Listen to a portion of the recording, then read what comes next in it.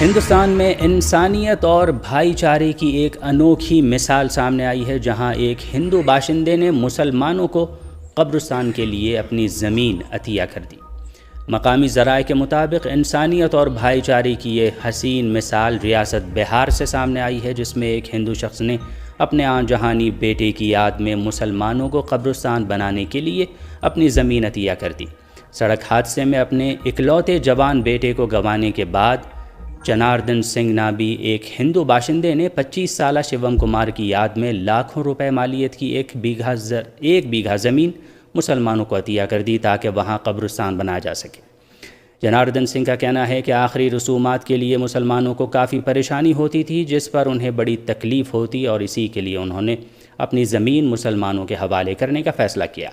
ایسے وقت میں کہ جب ہندوستان میں فرقہ واریت، انتہا پسندی اور ہندو مسلم تعصبات کے حوالے سے سخت خدشات پیدا ہو چکے ہیں، ہندو خاندان کے اس فیصلے کو ہندو مسلم اتحاد اور فرقہ وارانہ یکجہتی کی ایک بہترین مثال قرار دیا جا رہا ہے، اور اس کی گاؤں اور آس پاس کے علاقوں میں ہی نہیں بلکہ سوشل میڈیا پر بھی خوب تعریف کی جا رہی ہے۔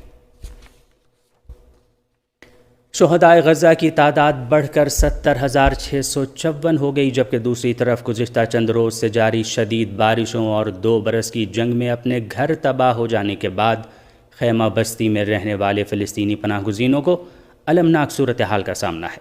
بتایا گیا ہے کہ خیمہ بستی میں پانی بھر جانے سے اب تک کم از کم 16 فلسطینی جاں بحق ہو چکے ہیں۔ پاکستان کے وزیر اعظم شہباز شریف کا کہنا ہے کہ ملک معاشی طور پر بحران سے نکل چکا ہے، اور اس پر انہوں نے اطمینان کا اظہار بھی کیا ہے۔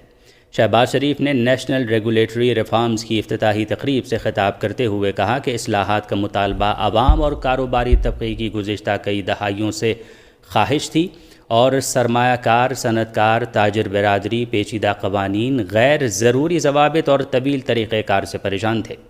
انہوں نے کہا کہ جب حکومت سنبھالی تو پاکستان کی معیشت نازک صورتحال سے دوچار تھی، ملک عملی طور پر مالی دیوالیہ پن کے دہانے پر کھڑا تھا، مہنگائی بے قابو اور معیشت مفلوج تھی، اور ملک میں کاروباری سرگرمیاں جمود کا شکار تھیں۔ شہباز شریف کا کہنا تھا کہ ایسے حالات میں بھی ان کی حکومت نے امید کا دامن نہیں چھوڑا اور بہترین حکمت عملی کے ساتھ چیلنجز کا مقابلہ کیا۔ انہوں نے IMF کی جانب سے پاکستان کے لیے $1.2 ارب کی قسط کی منظوری پر بھی خوشی کا اظہار کیا۔ پاکستان کی مسلح افواج کے سربراہ نے قومی استحکام کو نقصان پہنچانے والے تفرقہ انگیز عناصر سے نمٹنے کے لیے اپنی مکمل مستعدی کا اعلان کیا ہے۔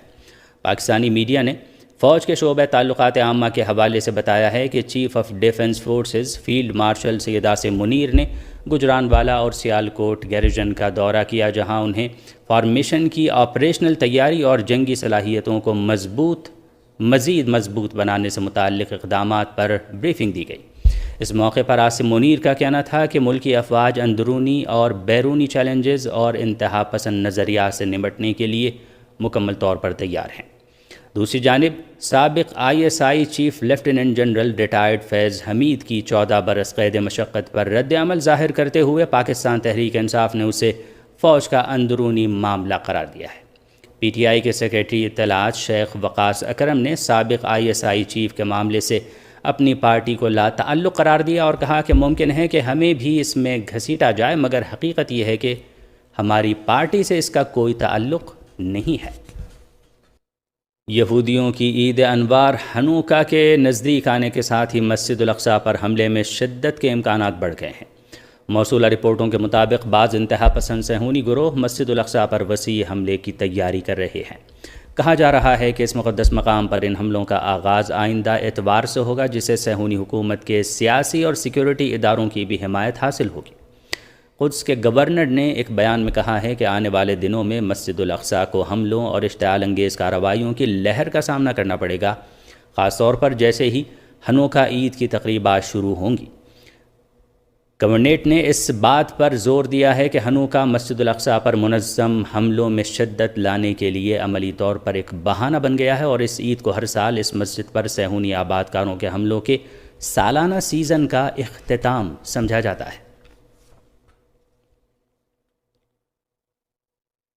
صہیونی حکومت کے ہاتھوں غزہ میں جنگ بندی کی خلاف ورزی جاری ہے اور اس کے دوران اقوام متحدہ کی جنرل اسمبلی نے ایک اور قرارداد منظور کی ہے جس میں تل ابیب سے اس خطے کے بارے میں عالمی عدالت انصاف کے فیصلے پر عمل درآمد کا مطالبہ کیا ہے۔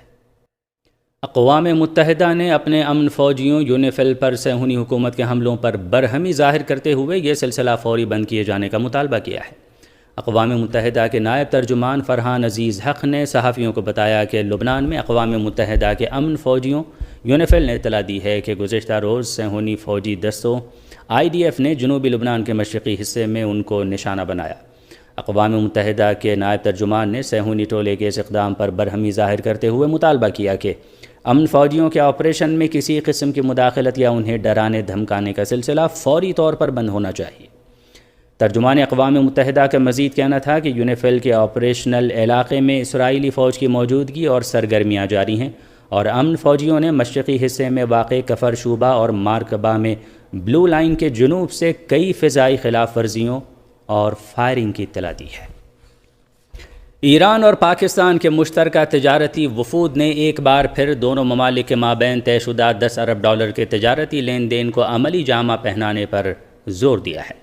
ایرنا نیوز کے مطابق کراچی میں ایران کے قونصل جنرل اور قزوین چیمبر کے وفد کے ساتھ federation of Pakistan chambers of commerce and industry FPCCI کے اجلاس میں فریقین نے مشترکہ تجارتی کمیٹی کی تشکیل اور تجارتی حجم کو $10 بلین تک بڑھانے کی ضرورت پر زور دیا۔ یہ اجلاس مشترکہ سرمایہ کاری کے مواقع کا جائزہ لینے، نجی شعبے کے تعاون کو فروغ دینے اور دو طرفہ تجارت کے عمل کو آسان بنانے کے مقصد سے منعقد کیا گیا۔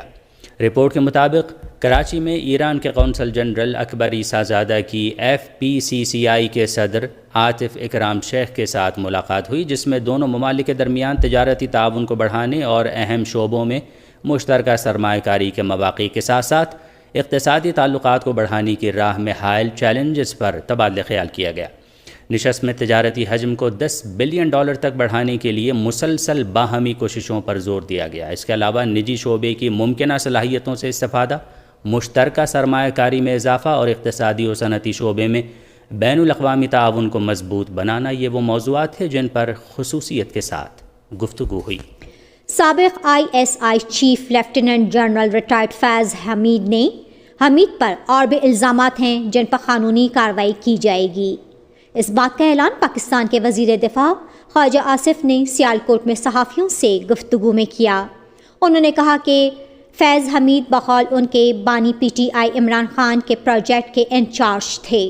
پاکستان کے وزیر دفاع خواجہ آصف نے کہا کہ جنرل ریٹائرڈ فیض حمید نے کور کمانڈر کی حیثیت سے بھی عمران خان کو سہولتیں فراہم کرنے کی کوشش کی اور بقول ان کے ملک کے خلاف بھیانک کھیل کھیلتے رہے۔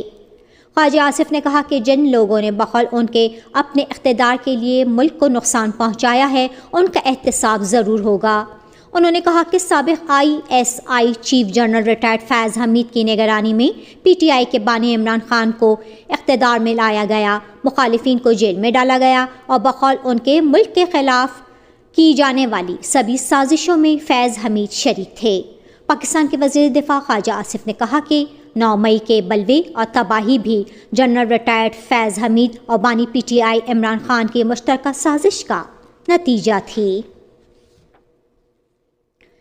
ہندوستان کے قومی دارالحکومت کے انتہائی خطرناک فضائی آلودگی کے ساتھ ہی زہریلے فوگ نے بھی اپنی لپیٹ میں لے لیا ہے۔ ہندوستانی ابلاغیاتی ذرائع کے مطابق دہلی میں فضائی آلودگی میں شدت کی وجہ سے لوگوں کو سانس لینے میں بھی دشواری کا سامنا ہے۔ اس رپورٹ کے مطابق بہت بڑی تعداد میں مریض سانس کی دشواری اور آنکھوں میں جلن کی شکایت کے ساتھ اسپتالوں کا رخ کر رہے ہیں۔ یہ ایسی حالت میں ہے کہ ہندوستان میں آلودگی کا مسئلہ گزشتہ روز پارلیمنٹ میں بھی اٹھایا گیا تھا۔ لوک سبھا میں اپوزیشن رہنما راہل گاندھی نے خبردار کیا تھا کہ ملک میں فضائی آلودگی کا مسئلہ قومی بحران میں تبدیل ہو گیا ہے۔ انہوں نے حکومت سے اس سلسلے میں ضروری اقدامات کا مطالبہ کیا اور فضائی آلودگی سے نمٹنے میں حکومت کے ساتھ اپوزیشن کے مکمل تعاون کی یقین دہانی بھی کرائی تھی۔ آج بھی دہلی میں ایئر کوالٹی انڈیکس 400 سے زیادہ ریکارڈ کیا گیا ہے۔ اس کے علاوہ گہرے فوگ کے نتیجے میں حد نگاہ کم ہو جانے سے بھی لوگوں کو کافی دشواری کا سامنا ہے۔ بنگلہ دیش میں عام انتخابات کی تاریخ کا اعلان ہونے کے بعد تشدد شروع ہو جانے کی خبر ہے۔ بنگلہ دیش میں عام انتخابات کی تاریخ کا اعلان ہوتے ہی جہاں سیاسی سرگرمیاں تیز ہو گئی ہیں، وہیں تشدد کا دور بھی شروع ہو گیا ہے۔ بنگلہ دیشی ابلاغیاتی ذرائع کے مطابق انقلاب منچ کے ترجمان اور ڈھاکہ 8 انتخابی حلقے سے آزاد امیدوار شریف عثمان ہادی کو نامعلوم افراد نے گولی مار کر زخمی کر دیا۔ پولیس نے بتایا کہ عثمان ہادی اپنی تشہیراتی مہم پر نکلے تھے کہ جمعے کی شام ان پر 2 لوگوں نے فائرنگ کر دی، جس میں وہ زخمی ہونے کے بعد انہیں اسپتال میں داخل کرا دیا گیا۔ یاد رہے کہ بنگلہ دیش میں ایک دن قبل ہی اعلان کیا گیا کہ عام انتخابات 12 فروری 2026 کو ہوں گے۔ بنگلہ دیش کے انتخابی کمیشن کے اعلان کے مطابق انتخابات میں حصہ لینے کے لیے 29 دسمبر 2025 تک کاغذات نامزدگی جمع کرائے جا سکتے ہیں۔ انتخابات کا اعلان ہوتے ہی تشدد شروع ہو جانے کے پیش نظر مختلف بنگلہ دیشی صحافتی اور تجزیاتی حلقوں نے تشویش ظاہر کی ہے کہ انتخابی سرگرمیوں کے دوران تصادم اور تشدد کے امکان کو مسترد نہیں کیا جا سکتا۔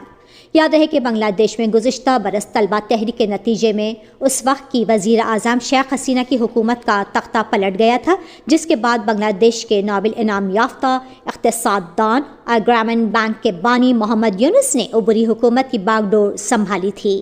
انہوں نے چیف ایڈوائزر کی حیثیت سے عبوری حکومت کی سربراہی سنبھالنے کے بعد اعلان کیا تھا کہ ضروری اصلاحات کے بعد عام انتخابات کرائے جائیں گے۔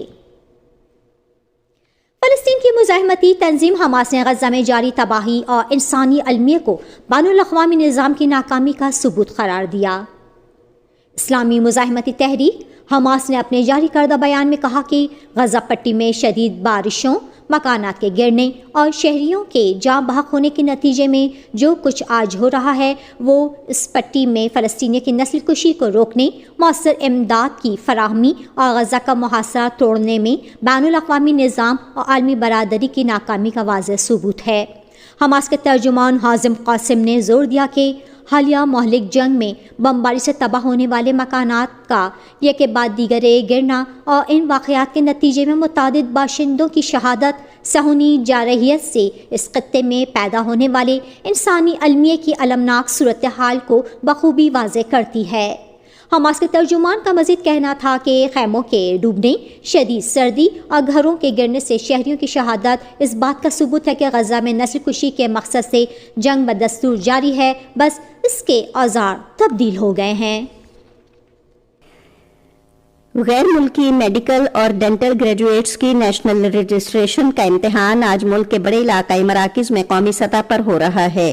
اعداد و شمار کے مطابق 7,000 سے زائد میڈیکل اور ڈینٹل گریجویٹس نے پاکستان میڈیکل اور ڈینٹل کونسل میں رجسٹریشن کروائی ہے اور وہ اس امتحان میں شریک ہوں گے۔ شام میں داعش کے ایک حملے میں 2 امریکی فوجی اور ایک سویلین مترجم ہلاک ہو گئے۔ امریکی سینٹرل کمانڈ نے ایک بیان میں کہا ہے کہ اس حملے میں دیگر 3 فوجی زخمی ہو گئے ہیں، جبکہ جوابی کارروائی میں حملہ آور ہلاک ہو گیا۔ امریکی صدر ڈونلڈ ٹرمپ نے سوشل میڈیا پر لکھا کہ یہ حملہ شام اور امریکہ کے خلاف داعش کا حملہ ہے۔ انہوں نے سخت جوابی کارروائی کرنے کا عہد کیا اور سنگین نتائج سے خبردار کیا۔ اسرائیلی فوج نے سینئر حماس کمانڈر رائد سعد کو ایک حملے میں ہلاک کرنے کا دعویٰ کیا ہے۔ ایک بیان میں غزہ کے شہری دفاع کے ترجمان محمود بسال نے بی بی سی کو بتایا کہ حملے میں 4 افراد جاں بحق ہوئے ہیں۔ انہوں نے کہا کہ دھماکے سے کئی راہگیر بھی زخمی ہوئے۔ آج نو آبادیاتی نظام کے خلاف عالمی دن منایا جا رہا ہے۔ یہ دن 1960 میں نافذ کیے جانے والے اقوام متحدہ کے 9 آبادیات کے خاتمے کے تاریخی معاہدے کی یاد میں منایا جاتا ہے۔ 19 سال سے کم عمر کھلاڑیوں کے ایشیا کپ کرکٹ ٹورنامنٹ میں پاکستان اور بھارت کے درمیان میچ آج دبئی میں کھیلا جائے گا۔ میچ صبح 10 بجے شروع ہوگا۔ پنجاب کے قدرتی آفات سے نمٹنے کے ادارے نے منگل تک صوبے بھر میں اسموگ اور دھند چھائے رہنے کی پیشگوئی کی ہے۔ ایک بیان میں پی ڈی ایم اے کے ڈائریکٹر جنرل عرفان کاٹھیا نے لوگوں کو مشورہ دیا ہے کہ وہ گھروں کے اندر رہیں، حفاظتی ماسک پہنیں اور حادثات میں کمی کے لیے اپنی گاڑیوں میں اسموگ لائٹس کو یقینی بنائیں۔